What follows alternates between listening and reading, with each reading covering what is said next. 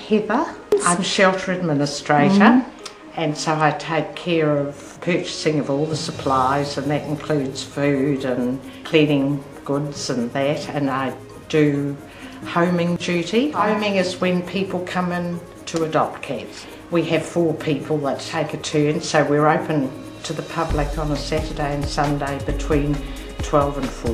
The 4 of us that do adoption or homing duty, we're here in the weekend for that, so if people come in to adopt a cat.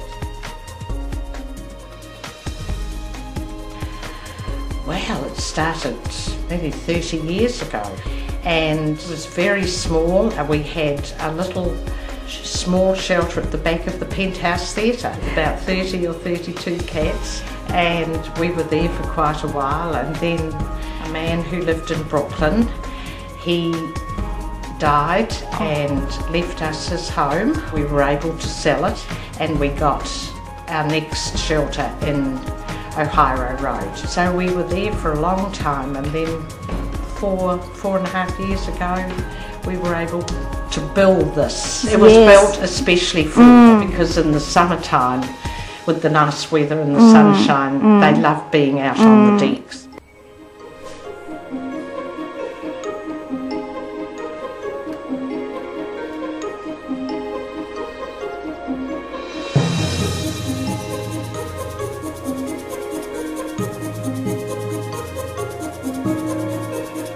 We have constant fundraising. About 4 months ago, we opened a little op shop, or pop-up shop we call it, a pop-up op shop in Lyle Bay. That's in a shipping container, which we rent, and that's open on a Saturday, and so we tried that as an experiment, and it's really working well. What about donations and volunteering? Volunteering, well, of course nobody gets paid here. Everybody's a volunteer, everybody. We have a street day once a year, and as many people as we can get go out and collect.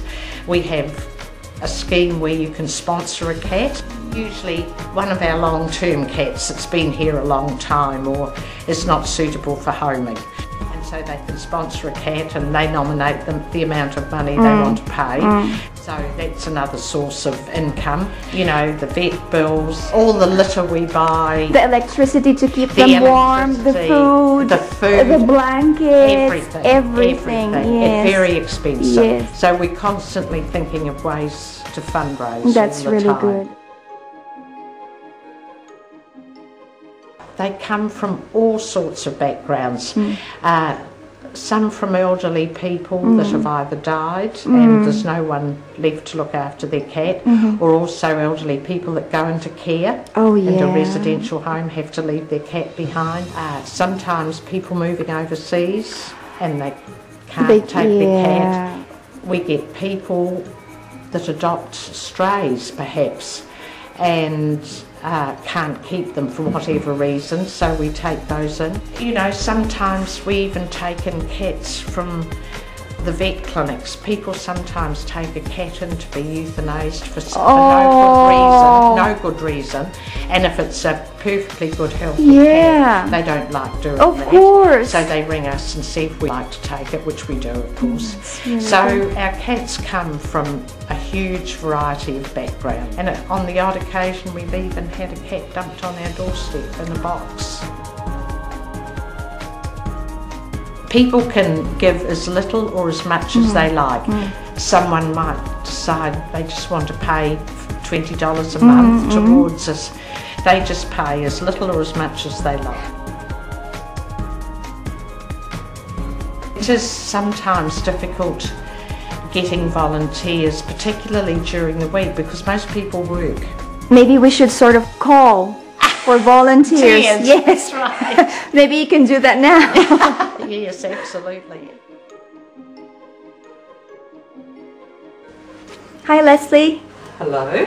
Yeah, how long have you been volunteering here? About 2.5 years. I just love it. I adore cats, and it's just so great to be able to come here and see how well they're looked after, and help them to find homes and socialise them, and for the older ones just to give them the affection that they've been used to, because many have been with someone all their lives, and then when that person has gone into a rest home and can't take the cat with them, they come to us and we try to find them another nice home, and if not, they're here for life. How often do you come here?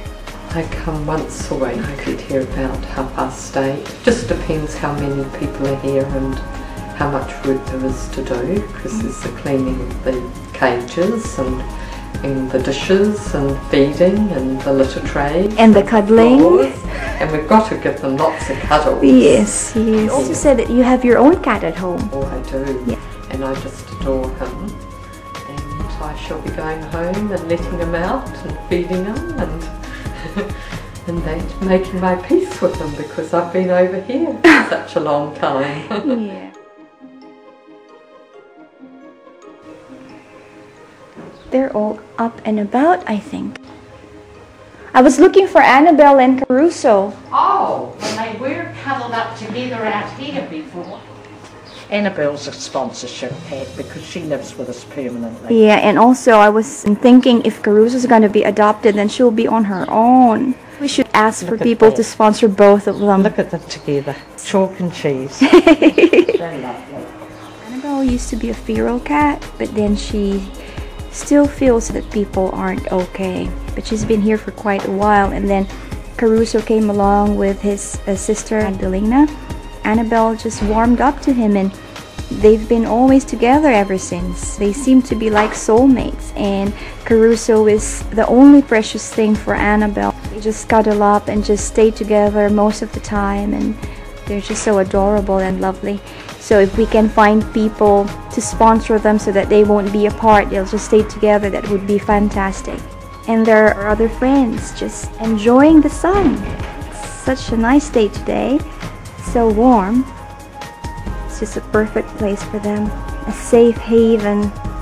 So this is basically one of the areas where the cats go and enjoy the sun. It's a roomy space for them, which is quite good. They have all sorts of playthings, like a jungle gym over here, and they've got their cushions and baskets over there to keep them warm when they're not playing. So you can see that they've got ample space here, which is really good. And with the open air, it's quite healthy for them. And look at one of our friends up there. Hey, Zach, come on. Come, Zach. Come on. Such a good boy. You're such a good boy, aren't you? Good boy.